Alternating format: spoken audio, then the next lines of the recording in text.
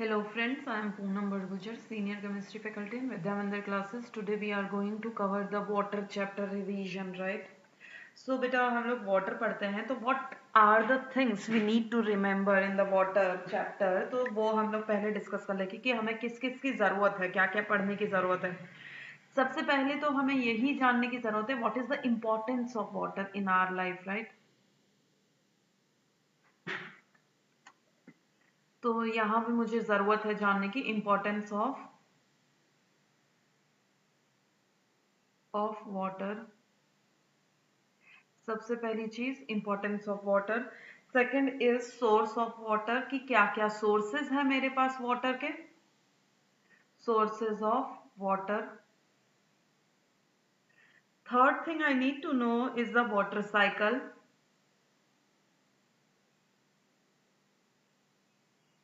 Right. Fourth thing I need to know is the water cycle में ही मेरे कुछ चीजें वाटर साइकिल को एक्सप्लेन करते करते मेरी कुछ चीजें वैसे ही एक्सप्लेन हो जाएगी. What are those. कुछ फिनोमिनान्स मैं कह सकती हूँ. इवेपोरेशन. इवेपोरेशन. कंडेंसेशन. transpiration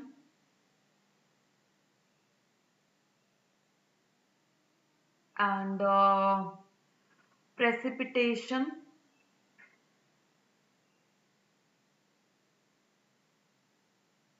ये सारी जो टर्मिनोलॉजी है वाटर साइकिल को एक्सप्लेन करते करते या फिर before that we need to know that कि what is evaporation, what is condensation, what is transpiration and what is precipitation. Right. Next we have effects of excess of rainfall and no rainfall. Right. Next we have to know ki effects of excess of rainfall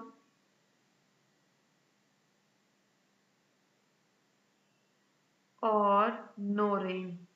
मतलब कि सूखा पड़ रहा है या फिर बाढ़ आ रही है, वो सब चीजें मुझे जानने के लिए यहाँ पे रेडी होना चाहिए. Next we have understanding and importance of conservation of water. Next we have conservation of water हमें पढ़ना है.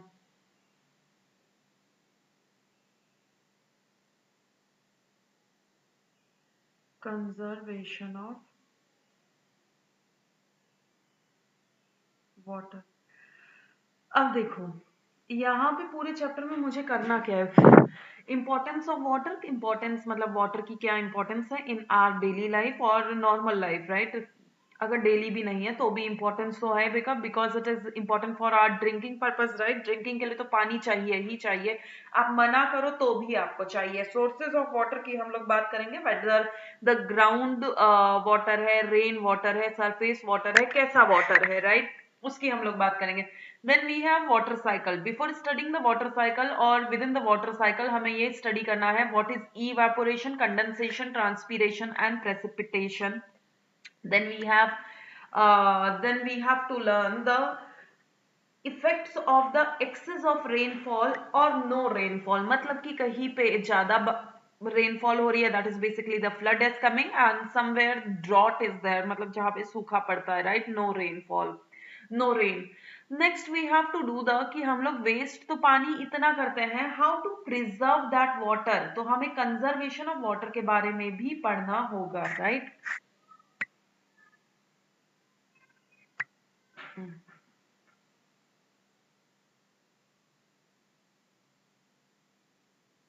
ओके. नेक्स्ट वी हैव तो शुरुआत करते हैं. व्हाट इज द बेसिकली हम लोग बात करते हैं इम्पोर्टेंस ऑफ वाटर. राइट. हम लोगों ने सबसे पहले यही कहा था ना इम्पोर्टेंस ऑफ वाटर. तो हम लोग डाल लेते हैं इम्पोर्टेंस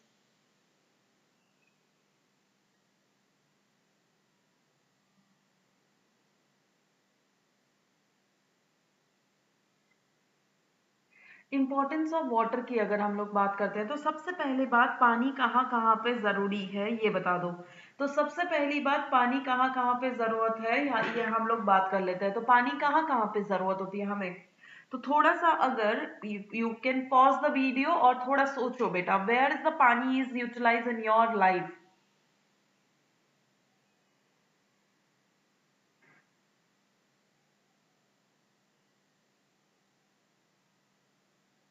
तो आप लोगों ने ये देखा होगा, if no water no life, why? Because पानी तो हमें थोड़ी थोड़ी देर में चाहिए ही होता है, पीने के लिए तो चाहिए होता है ना।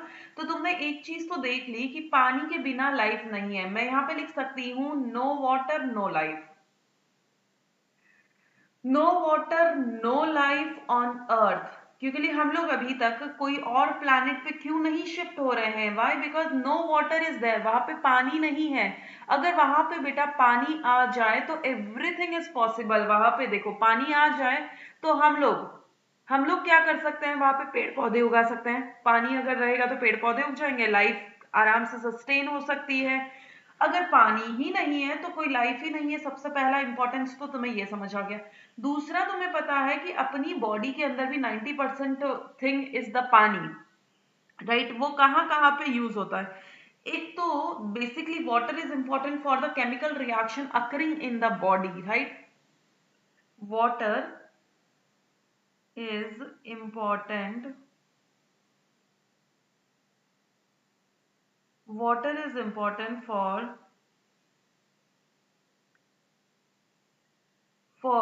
many chemical reaction, I can say many chemical reactions occurring in the body.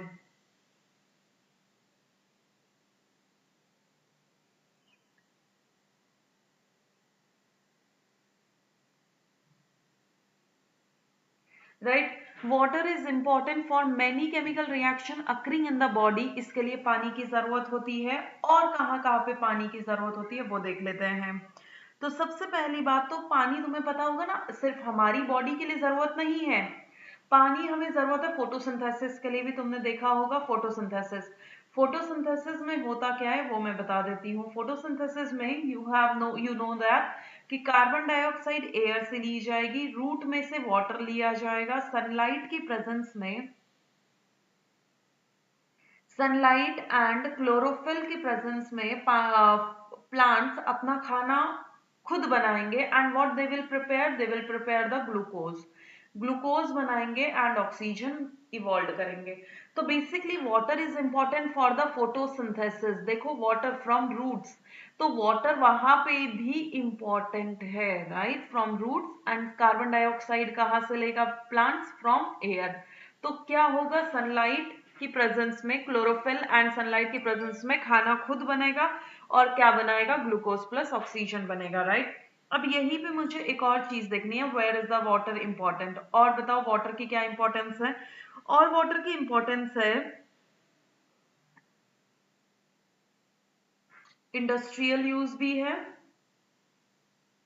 Industries में कितना पानी यूज होता है? इंडस्ट्रियल यूजेस है। यू कैन से कि फार्मर्स को कितनी ज्यादा जरूरत है, फार्मर्स को to irrigate the field, farmers को कितनी ज्यादा जरूरत है पानी की।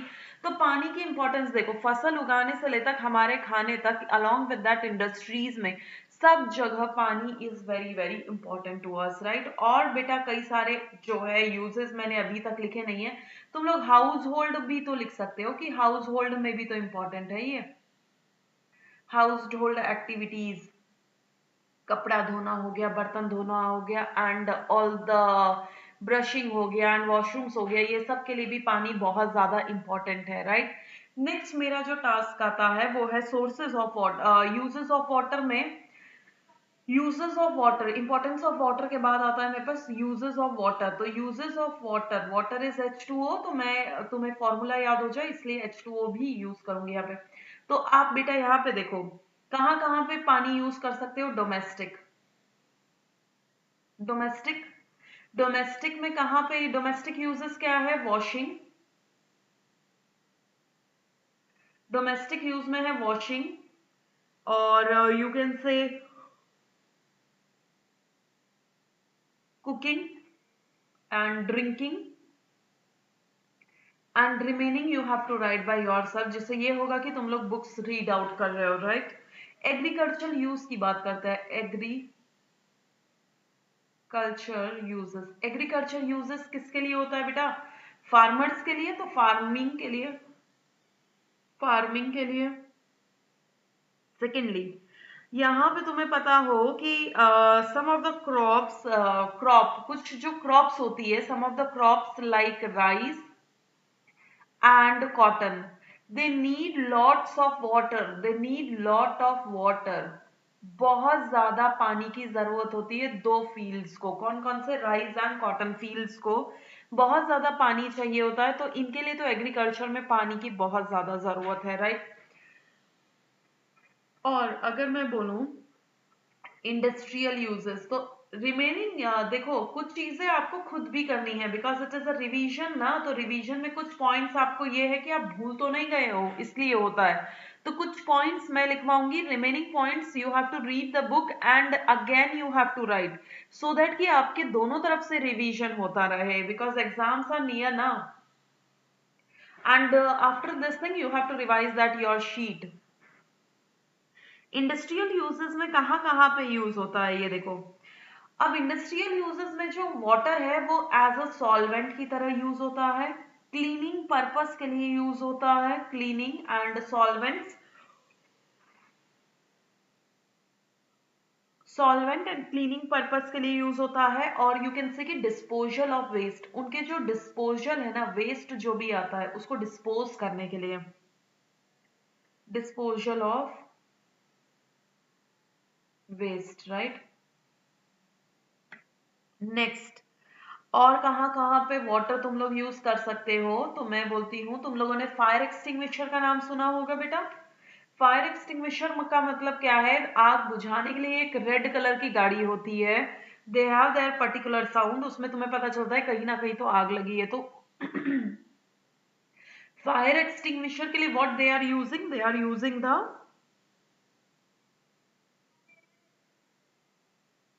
Water as a fire extinguisher, because पानी आग बुझाता है, राइट।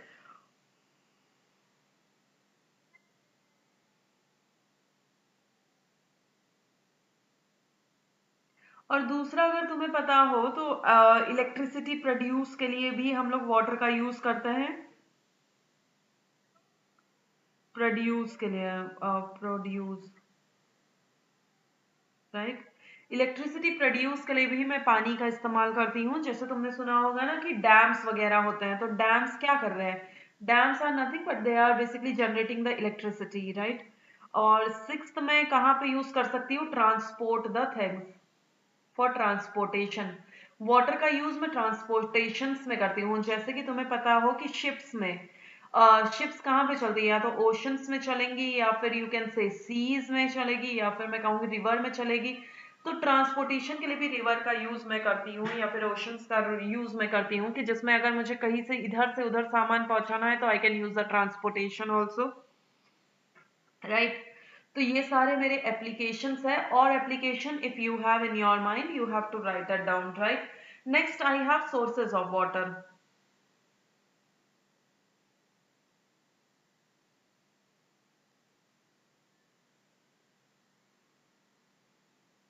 सोर्सेज ऑफ वाटर की हम लोग बात करते हैं, तो सोर्सेज ऑफ वाटर में सबसे पहली बात तो आपके दिमाग में सोर्स क्या आएगा, surface water.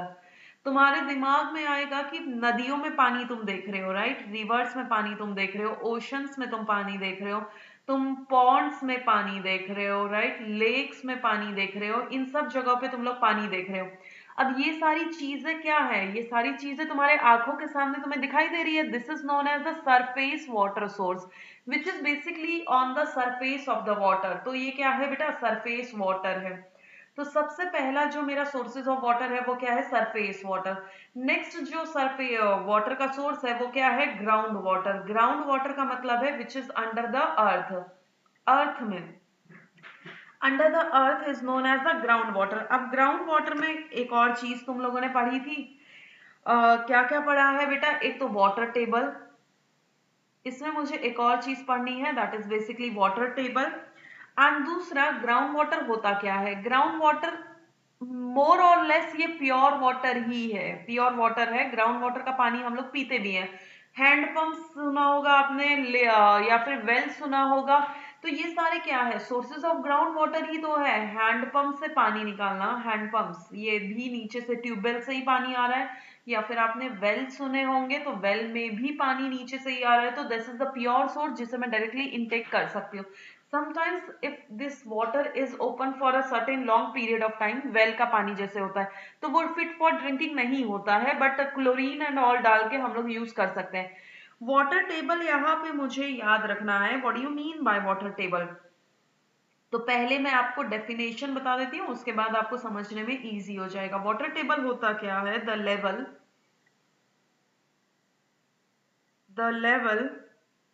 at and below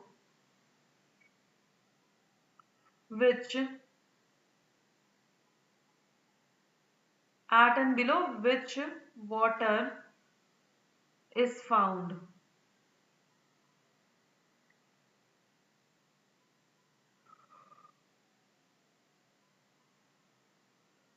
under the ground। देखो, वाटर टेबल क्या होता है, द लेवल एट विच और below which the water is found under the water. जहां पे बेटा अंडरग्राउंड में तुम्हें पानी मिलता है ना, उस लेवल को या फिर उससे नीचे वाले लेवल को बोला जाता है वाटर टेबल। कि इतने लेवल तक तो पानी हमारा है ही है, राइट। तो ट्यूबवेल्स एंड वेल्स इसमें ये क्या करते हैं, ये लोग यही तो करते हैं, पानी को निकाल डिग करते हैं जमीन को, and they will basically extract the water from the ground water, right. अब नेक्स्ट सोर्स तुम्हारे पास सी सोर्स है, rain water. What do you mean by rain water. Rain water की अगर मैं बात करूं तो it is basically coming from the top. तो बेसिकली ये किसी के कांटेक्ट में इतना आ नहीं रहा है। मैं इसमें नॉर्मल रेन की बात करूंगी, इसमें एसिड रेन मत डाल देना। तो नॉर्मल जो रेन होती है वो प्योरेस्ट सोर्स ऑफ वाटर होती है।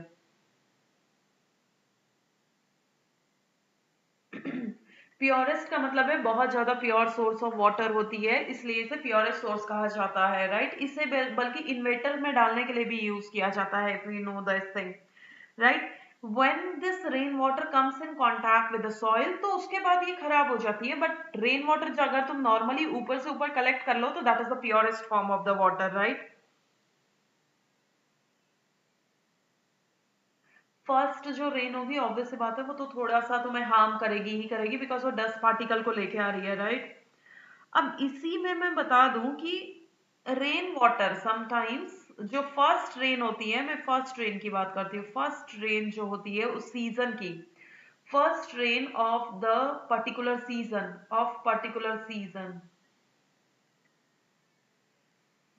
पर्टिकुलर सीजन का कहने का मतलब यही है कि वो बारिश के मौसम में जो पहली बार बारिश होती है पर्टिकुलर सीजन में, तो उस वाटर जो वहां पे बारिश होती है ना, वहां पे जो बारिश होती है उसके अंदर क्या क्या हो सकता है, उसके अंदर डस्ट हो सकता है, एंड यू कैन से जर्म्स हो सकते हैं, बिकॉज वो सबको ही लेके आ रहा है अपने साथ।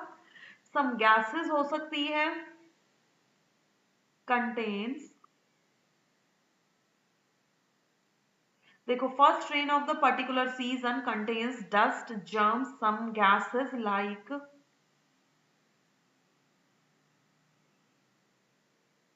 like carbon dioxide and sulfur dioxide and, और मैं यहाँ पे एक और ले सकती हूँ, एंड ऑक्साइड ऑफ नाइट्रोजन। कभी कभी ये ऑक्साइड ऑफ नाइट्रोजन भी उसके अंदर पाए जाते हैं, राइट। तो मेरे पास तीन सोर्सेज ऑफ वाटर हो गया, ground water, salt water, ground water, this rain water, and you have surface water. तो सरफेस वाटर ये सब मैंने बता दिया है, राइट। इसमें एक और चीज मुझे बताने की है, जो तुम्हारा सरफेस वाटर होता है ना, सरफेस वाटर की अगर मैं थोड़ा सा बात करती हूँ, तो सरफेस वाटर में मैक्सिमम स्पेस किसने ऑक्युपाई कर रखा है बेटा, ओशंस का मैक्सिमम स्पेस है, राइट, मैक्सिमम स्पेस है। तो अब मेरे लिए ओशन का पानी पीने लायक तो है नहीं, बिकॉज ये ओशन का पानी is not fit for drinking, not fit for drinking. ये फिट फॉर ड्रिंकिंग तो है नहीं। अगर ये फिट फॉर ड्रिंकिंग नहीं है, why it is not fit for drinking, तुम कहोगे because it is salty in nature, because it is salty in nature, that's why it is not fit for drinking. Next, अब अगर मैं यहीं पे बात करती हूँ कि ये फिट फॉर ड्रिंकिंग नहीं है, तो इसके लिए process to make it fit for drinking we need to remove salt, right? To make it fit for drinking, to make it fit for drinking we need to remove water, right? We need to remove the we need to remove the salts present, right? And that process is known as desalination. This process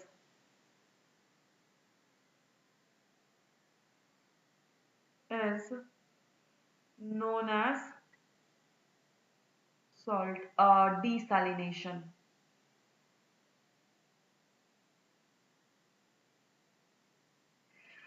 To make it fit for drinking, we need to remove salts present in it, and this process is known as the desalination. कि अगर तुम उसमें से salt को remove करोगे, that process is known as desalination, right? Now I have the next topic as the water cycle, right? अब मुझे water cycle को एक्सप्लेन करना है। वाटर साइकिल को एक्सप्लेन करते वक्त मैं थोड़े से प्रोसेसेस में तुम्हें बता देती हूँ, जैसे कि इवेपोरेशन की मैं बात कर लेती हूँ। तो इवेपोरेशन होता क्या है, कंडेंसेशन होता क्या है, सेशन, एंड प्रेसिपिटेशन होता क्या है, and you have one of more is the transpiration, right? देखो, अगर मैं यहीं पे बात करूं इवेपोरेशन, इवेपोरेशन का मतलब क्या होता है, liquid is converted into gaseous. Condensation का मतलब होता है गैस कन्वर्ट हो रही है लिक्विड में। और ट्रांसपीरेशन का मतलब क्या होता है, यहाँ पे भी लिक्विड किस में कन्वर्ट हो रहा है बेटा, लिक्विड टू गैस ही हो रहा है, बस कहां से हो रहा है, from trees, leave of the tree, leaves of tree. Precipitation क्या होता है, when the clouds are heavy, when clouds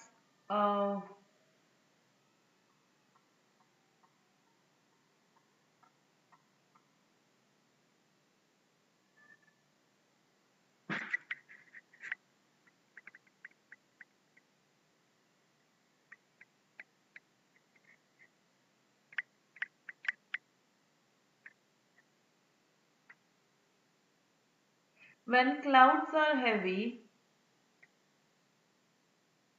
then they मैं कह सकती हूँ when the clouds becomes very heavy then they precipitate, you can say they form, when the clouds are heavy they fall down in form of rain water, rain water droplets कह सकते हो या फिर तुम रेन वाटर भी कह सकते हो, राइट?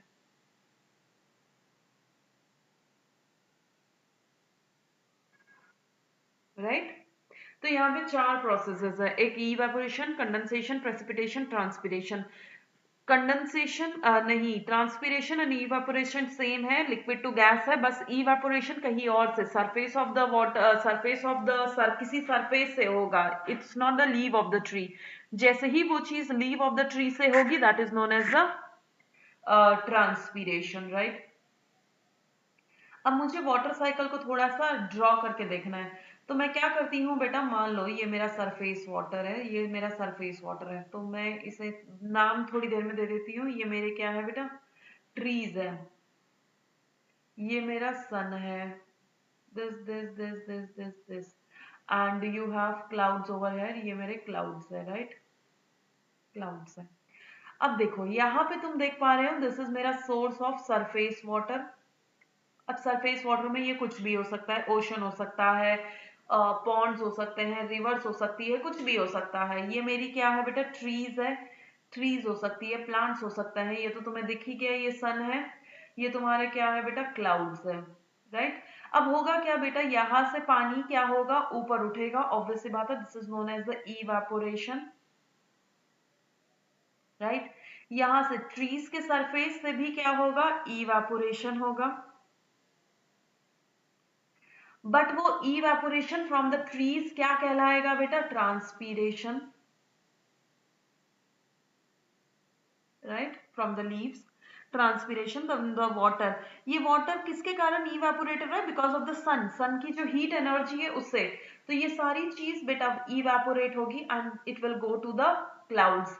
यहाँ पे जो वेपर्स है, ये जो लिक्विड था, यहाँ पे ये लिक्विड था, ये किस में कन्वर्ट हो गया बेटा? वेपर्स में कन्वर्ट हो गया। और ये जो ऊपर के वेपर्स है, ये वेपर्स क्या होंगे? कंडेंस हो जाएंगे। तो ये क्या होगा? कंडेंसेशन, कंडेंसेशन होगा।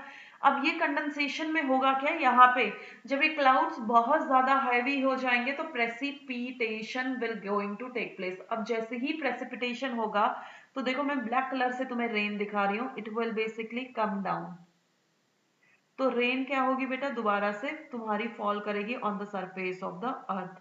तो ये दोबारा रेन वाटर के रूप में आ जाएगा। तो यू विल फाइंड आउट कि यहाँ पे ये रेनफॉल हो रहा है।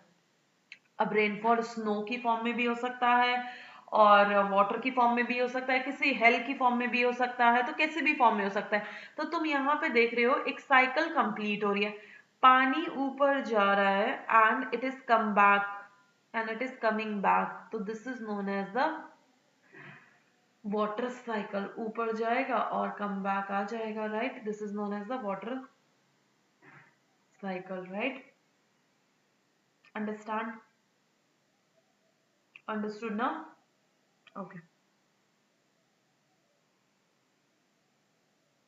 ना वी हैव बेसिकली, मैंने ये बोला था ना, टू मच वाटर हो या फिर टू मच रेन हो, तो हम लोग पहले ड्रॉट की समस्याओं को जरा डील कर लेते हैं। ड्रॉट, ड्रॉट का मतलब क्या होता है बेटा? सूखा पड़ना। अब कहीं पे सूखा कब पड़ेगा? सूखा जब पड़ेगा जब वहां पे नो रेनफॉल। मैं सूखा कब कहूंगी? जब वहां पे no rainfall for a long period of time, for a long period of time. बहुत ज्यादा बारिश होगी, नहीं, बहुत ज्यादा बारिश नहीं, कहीं पे बारिश ही नहीं होती है for a long period of time, that is known as a drought, right? तो अब इस सिचुएशन में बुरा क्या क्या हो सकता है, तो मैं इसके एडवर्स इफेक्ट जरा देख लेती हूँ। Effects of drought.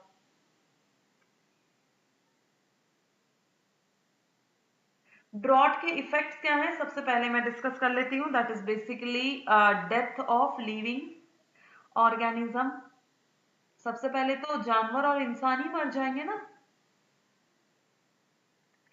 Death of living organism.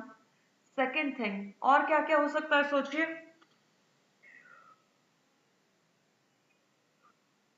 Crop yield decreases, crop yield decreases, मतलब जो फसल उग रही है वो कम हो जाएगी। और सोचिए,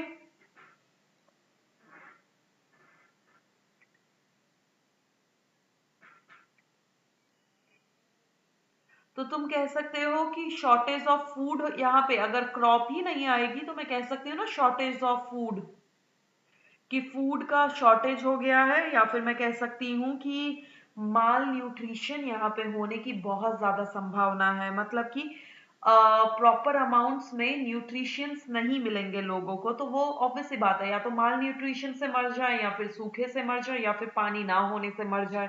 तो ये सारे एडवर्स इफेक्ट है मेरे ड्रॉट के, राइट?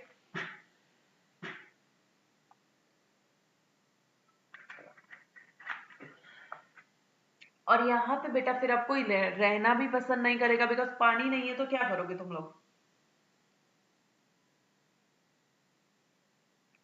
अब नेक्स्ट मैं बात करती हूँ फ्लड की। एक्सेस ऑफ रेनफॉल अगर हो जाए कहीं पे तो फ्लड ही आएगा, ऑब्वियस सी बात है, राइट?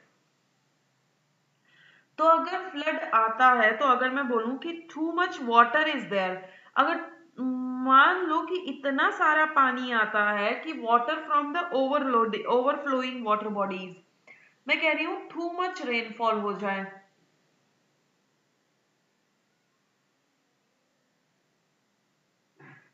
टू मच रेनफॉल हो जाए, या फिर वाटर बॉडीज फ्लोट करने लगे पानी के अंदर, मतलब मैं कह सकती हूँ कि वाटर ओवरफ्लो हो जाए, वाटर ओवरफ्लो हो जाए, ओवरफ्लोज,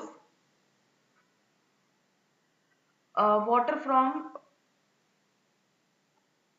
वाटर ओवरफ्लोज, या हो जाए तो मतलब बहुत अपने लिमिट से ऊपर बहने लगे, डैम्स में हो, रिवर्स में हो, कहीं पे भी हो, या फिर ब्रिजेस पे हो, तो वो फ्लड आ रही है। अब फ्लड के कारण होगा क्या, सबसे पहले ये देख लेते हैं। फ्लड में भी इफेक्ट्स अगर मैं पढ़ूंगी तो इफेक्ट्स में होगा क्या, loss of life, life obviously बात है, लॉस ऑफ लाइफ होगी। दूसरा क्या होगा, शॉर्टेज ऑफ फूड, जितना खाना तुम्हारे घर में पड़ा हुआ है उतना ही तुम खा पाओगे, तुम बाहर तो निकल नहीं पाओगे, तो शॉर्टेज ऑफ फूड हो जाएगा। इधर की सप्लाई भी नहीं हो पाएगी, जैसे अभी एचएएल में अगर मान लो कि कोरोना आया था, तो कोरोना के टाइम पे कहीं और से सप्लाई होना बंद हो गया था ना, फूड वूड। तो बेटा खाना पीना तो हमारे घर जितना है हम लोग उतना खा सकते हैं, अब वो शॉर्टेज हो जाएगा तो कहाँ से लाओगे, कुछ भी नहीं है हमारे पास। तो यहाँ पे देखो बेटा, शॉर्टेज ऑफ फूड हो गई थी ना, तो हम लोगों ने क्या किया, एक्सेस में अपने घर में जो भी भरना था हमें एक दिन पहले भर के रख दिया लॉकडाउन के पीरियड में, और उसके बाद ना शॉप पे कुछ आ रहा था, दुकान वाले के पास भी फूड की सप्लाई नहीं हो रही थी, तो वो हमारे तक कैसे सप्लाई होगा, तो वही चीज है, फ्लड में भी यही काम होता है, इधर उधर से सप्लाई बंद हो जाती है, जिसके कारण जितना खाना हमारे घर पे है उतना ही खाना पड़ेगा, शॉर्टेज ऑफ फूड हो जाएगा। नेक्स्ट, और अनहाइजेनिक लिविंग सिस्टम हो जाएगा, मतलब कि तुम कह सकते हो कि अनहाइजेनिक,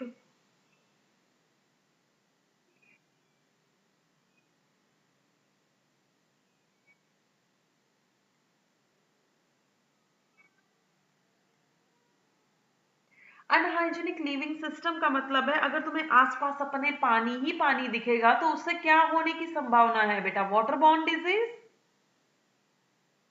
तो उससे बेटा वाटर बॉर्न डिजीजेस होने की बहुत ज्यादा समस्या है, जैसे टाइफाइड हो गया, कोलेरा हो गया, या फिर मैं कह सकती हूँ कि मलेरिया, डेंगू, ये सब चीजें भी पानी से हो सकती है, राइट। नेक्स्ट, अब जो है इसके कारण होगा क्या बेटा, स्कैरिसिटी भी हो सकती है वाटर की, स्कैरिसिटी ऑफ वाटर, मतलब मान लो मेरे पास शुद्ध पानी बहुत कम बचा हुआ था, उसमें भी ये गंदा पानी आके मिल जाएगा रेन वाटर का, इतना सारा फ्लड का, तो स्कैरिसिटी ऑफ वाटर हो जाएगी, मतलब कि पानी की कमी हो जाएगी। क्यों कमी हो जाएगी, because of contamination, right. Next, next we have damages. देखो कभी कभी फ्लड्स में ऐसा भी होता है कि बिल्डिंग्स गिर जाती है, या फिर मैं कहूँ कि डैम्स बहुत ज्यादा बह जाते हैं तो वो भी टूट सकते हैं। डैमेजेस ऑफ बिल्डिंग कंस्ट्रक्शंस में, कंस्ट्रक्शंस डैमेज हो सकती है, अब उसमें बिल्डिंग भी आ सकता है, कुछ भी आ सकता है, कंस्ट्रक्शंस है, मॉन्यूमेंट्स है। और अगर तुमने सुना हो कहीं पे लैंडस्लाइड होने का भी बहुत ज्यादा खतरा होता है, जैसे कि पहाड़ों वाले एरिया में देख लो आप, लैंडस्लाइड होने का बहुत ज्यादा खतरा होता है जब फ्लड आती है, राइट। तो ये सारे मेरे साइड इफेक्ट्स है तुम्हारे फ्लड आने के, राइट। एक तो सूखा भी ज्यादा अच्छा नहीं है, एक फ्लड आना भी बहुत ज्यादा अच्छा नहीं है, तो दोनों से मुझे बचना है, राइट। अब मेरा काम क्या है, पानी ज्यादा हो गया है, कम हो गया है, पर पानी मुझे कंजर्व करके रखना है, तो मुझे क्या पढ़ना है बेटा, कंजर्वेशन ऑफ वाटर। अब कंजर्वेशन ऑफ वाटर में मेरे पास में दो कंजर्वेशन ऑफ वाटर होंगे, तुम्हें पढ़े होंगे, एक तो rain water harvesting,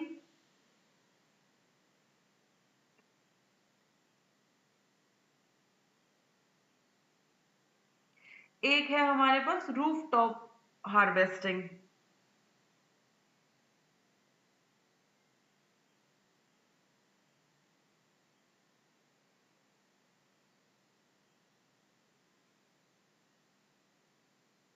Rainwater harvesting and rooftop harvesting is basically the processes है which are and एक और है, एक और तुम्हारे पास है, that is bit fit rain water harvesting, bit pit, bit pit rain water harvesting, right।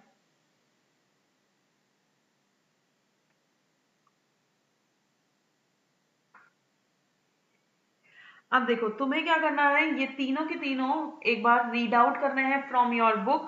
अगर नहीं समझ आते हैं तो मैं इसकी भी वीडियो तुम्हें बना के दे दूंगी, बिकॉज बच्चों का कहना है थोड़ी सी शॉर्ट वीडियो होनी चाहिए। तो ये सारे में मैं क्या कर रही हूँ बेटा, रेन वाटर हार्वेस्टिंग में मैं सारी चीजें तुम्हारी हार्वेस्ट कर रही हूँ। अब रेन वाटर हार्वेस्टिंग के ही दो पार्ट है, कौन कौन से, roof top and bit pit rain water harvesting. मैं थोड़ा थोड़ा बता देती हूँ कि छत पे पानी को, रूफ टॉप में होता क्या है कि छत पे पानी बहुत सारा कलेक्ट किया जाता है।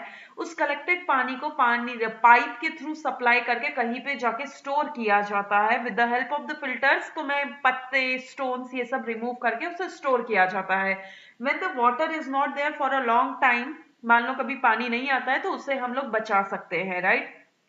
अब bit pit rain water harvesting का मतलब क्या होता है कि कभी कभी हम लोग क्या करते हैं,